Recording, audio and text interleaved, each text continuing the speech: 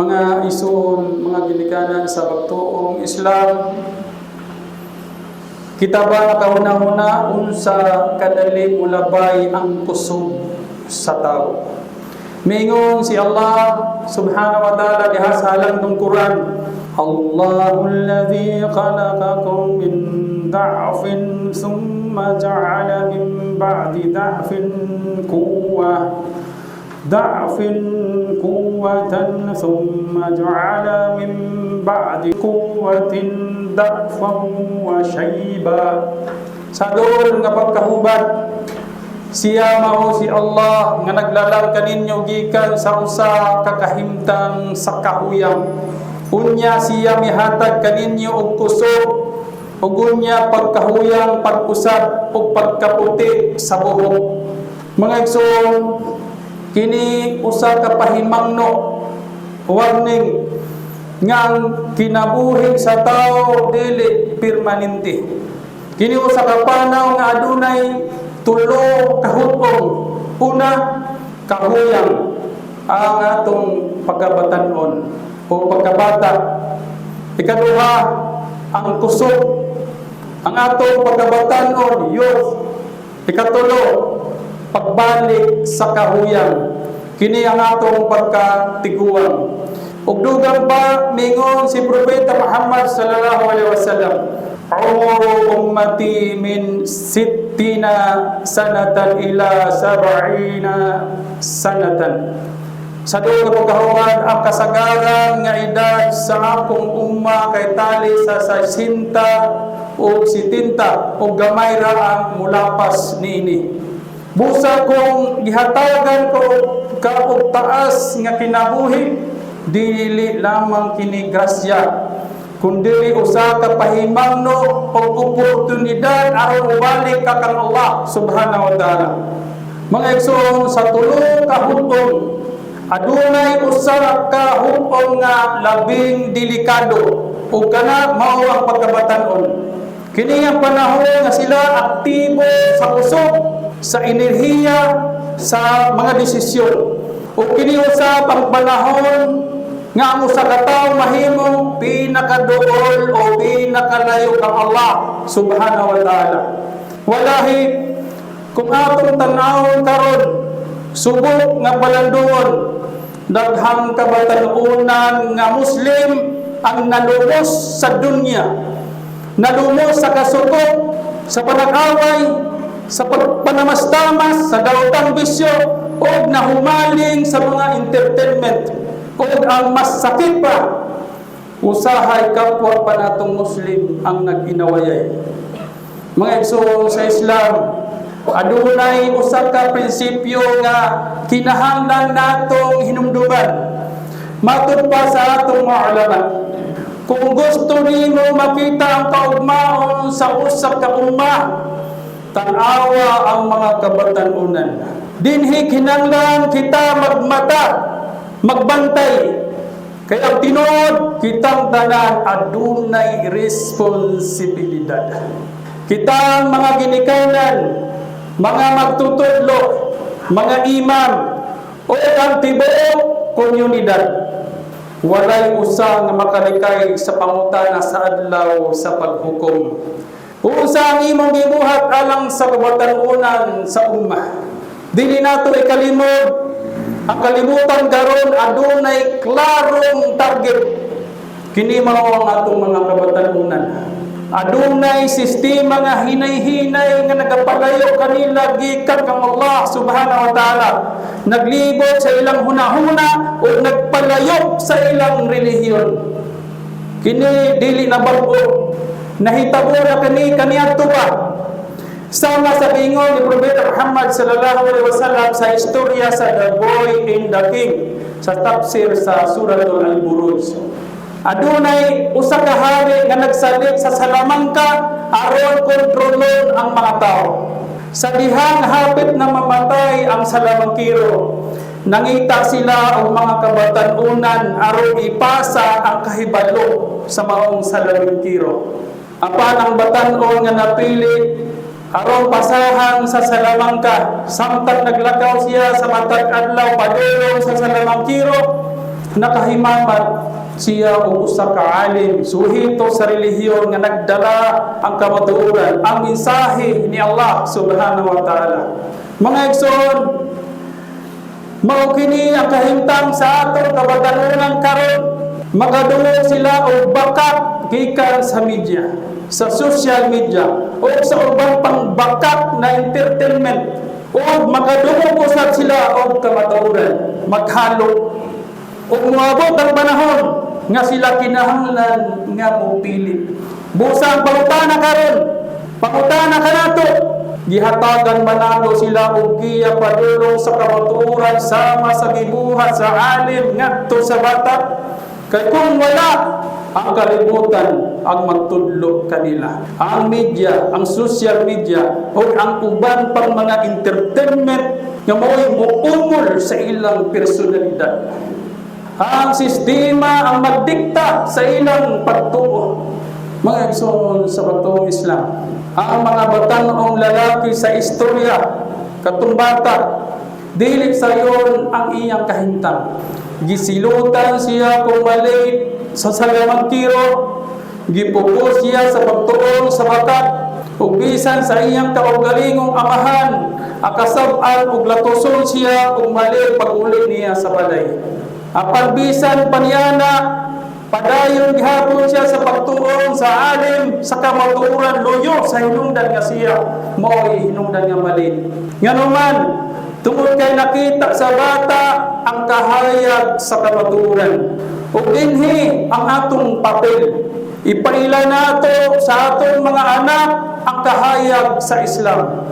Dili igo nga Muslim lang sa pangalan. Dili igo ang tradisyon lamang, kinahanglang mailhan nila ang kamatuoran sa klaro nga paagi. Moabot ang panahon nga dili na nato sila makontrol, dili na matuluran. Sila na mismo ang masunod o matubang sa ilang mga desisyon. Kung natuma nato ang atong responsibilidad, kung natunduan nato sila sa husto, atong itugyan sila kang Allah subhanahu wa ta'ala nga adunay kahayag nga maglaundag sa ilang panahon. Busa mga igsoon, samtang aduna patay oras, samtang bata pa sila, samtang ana pa sa atong kamot ang oportunidad nga sila bata pa. Ayaw tuguti nga ang kalibutan mao'y muungol, mutudlo kanila. Kaya kung ang bakat mao'y mauna, lisod na kaayong ituliro ng ilang mga kasing-kasing. Musupak na. Apan kung ang kamatuoran na tanong sa ilang mga kasing-kasing, bisan sila masad, makabalik hapon, bid nila sa pagtulong ni Allah subhanahu wa ta'ala. Hinawa pa unta, aqulu qawli hadha, wastaghfirullah li wa lakum wa lisa'il muslimin min kulli dhanbin fastaghfiruhu, innahu huwal ghafurur rahim.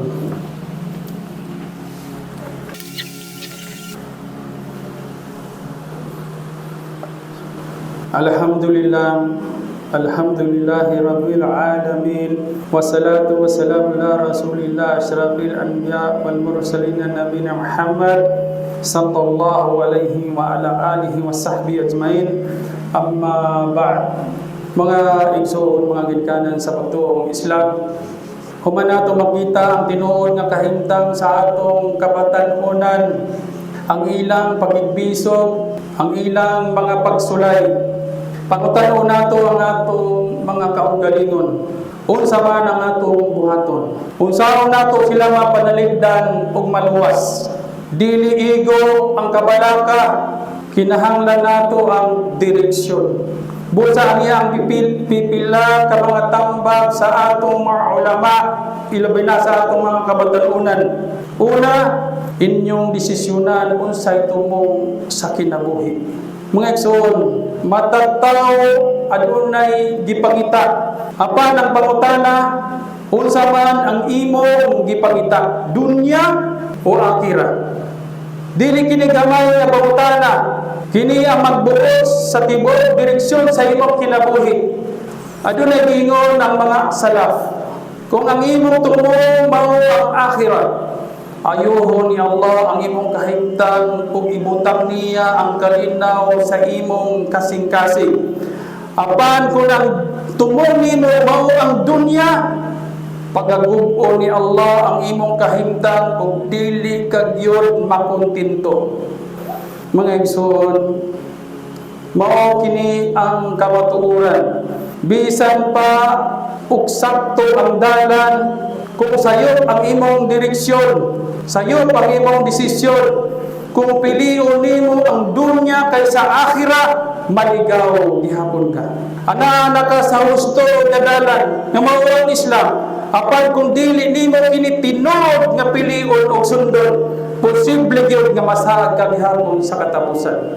Ikaduha, makita ang giya samtang aduna pay panahon. Mga igsoon sa Islam, ang giya dili moabot kung dili nimo pangitaon. Pangitaonon kini. Dili igo nga nataw ka nga Muslim. Kinahanglan nimo pangitaon ang kamatuoran. Duol sa Quran, kupti ang sunnah, paminaw o pangayaw o tambag sa mga ulama, sa mga nakahibalo. Tanawa ang ehemplo, si Salman Al-Farsi radhiyallahu anhu. Gibiyaan niya ang panimalay, naglakaw siya og layo, giantos niya ang kalisod, alang lamang sa usa ka butang ang pagpangita sa kamatuoran. O sa katapusan, gigiyahan siya ni Allah subhanahu wa ta'ala ngadto sa Islam. Ang pangutana alang kanato, kung si Salman Al-Farsi radhiyallahu anhu milakaw og layo alang sa kamatuoran, kita ba mulihog man lang aron pangitaon kini? Ikatulo, likayi ang sala, kini ang tinuod nga kusog. Mga kaigsuonan, daghan ang naghuna-huna nga ang kaayo makita sa kadaghan sa maayong buhat.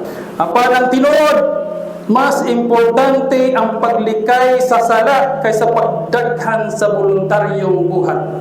Tanawa ang nindot nga ehemplo, si Propeta Yusuf alayhi salam.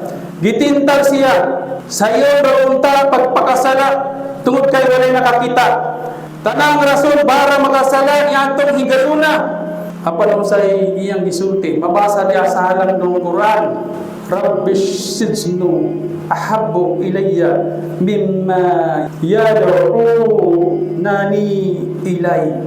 Sa doon nga pagkahubad, Ya Rab, mas pilion ko ang prisuhan kaysa ilang gipabuhat kanako. Allahu Akbar. Gipili niya ang kalisod sa prisuhan kaysa sala. Gipili niya ang sakripisyo kaysa kahayahay. Aron pagpabilin sa pagsunod kang Allah subhanahu wa ta'ala. Mao kini ang tinuod nga kusog. Dili ang pagbuhat kung unsay imong gusto nga wala sa katudloan sa Islam. Kung dili ang pagpugong sa imong kaugalingon, bisan kaya unta nimo, dili nimo buhaton tungod kay nahadlok ug nahigugma kang Allah subhanahu wa ta'ala. Ikaw pa, magpabiling lig-on sa panahon sa fitna. Mga igsoon sa pagtuo Islam, ania kita karon sa panahon na perting daghanang fitna, left and right. Apan paminawa ang giingon ni Propeta Muhammad sallallahu alaihi wasallam, al-ibadatu fil harji kahijratin ilay. Ang pag-ibada sa panahon sa kagubot sa fitna sama kini sa paghijra padulong kanako. Subhanallah. Una-una, ang pagpabilin sa pagsimba bisan sa kagubot o pagsulay, adunay dako kaayong ganti sama ka nga naghijra. Ug dili lang kana, giingon usab nga apil sa pito nga pasilungon sa adlaw sa paghukom, wa syabun nasaa fi ibadatillah.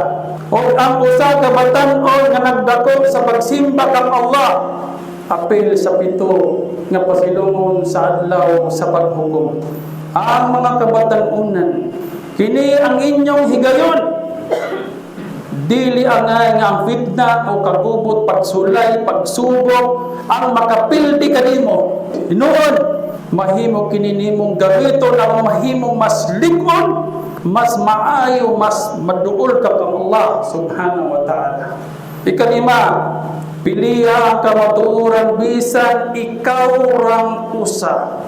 Moabot ang panahon ug aniya nakita karon nga ang pagsunod sa Islam mahimong lahi. Nga ang adunay takwa tawgon ka og extreme.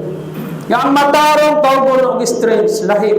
Apan hinumdumi ang giingon ni Propeta Muhammad sallallahu alaihi wasallam. Nagsugod ang Islam nga lahi ug mubalik kini nga lahi. Busa bulahan ang magpabilin sa kamatuoran bisan sila tan-awon nga lahi. Busa ko gikatawan ka, gibuli ka sa imong relihiyon, ayaw ka guol, ayaw ka hadlok. Kay basin ikaw ang usa sa gurawa, ang mga talagsaon nga giluwas ni Allah subhanahu wa ta'ala.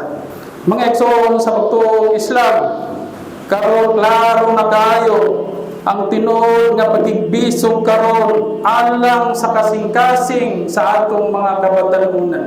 Dili lang kini pagigbisog sa kultura, dili lamang kini pagigbisog sa ideya, kini usa ka pagigbisog sa atong iman. Busa ang pangutana, gitabangan ba nato sila? O gipasagdan na lang. Kung ikaw ginikanan, kung ikaw magtutudlog, kung ikaw kabahin niining komunidad, adunay tagsa-tagsa ka nato nga responsibilidad. Apan hinumdumi, kung natuman nimo ang imong katungdanan, kung gitudluan nimo sila, kung nagpahinumdum ka, kung naghatag ka og ihimblo, sumbanan para sa atong mga kabatanunan, itugyan ang nahabilin kang Allah subhanahu wa ta'ala. Kaya ang atong kasing-kasing ana sa kamot ni Allah subhanahu wa ta'ala. Ug siya lamang ang tinuod nga makahatag og giya. Iluwa nato kang Allah subhanahu wa ta'ala wala giyahi ang kabatanunang mga Muslim. Ayuha ang ilang mga kasing-kasing ug ibalik sila kanimo sa pinakamaayong paagi. Amin ya Rabbil Alamin.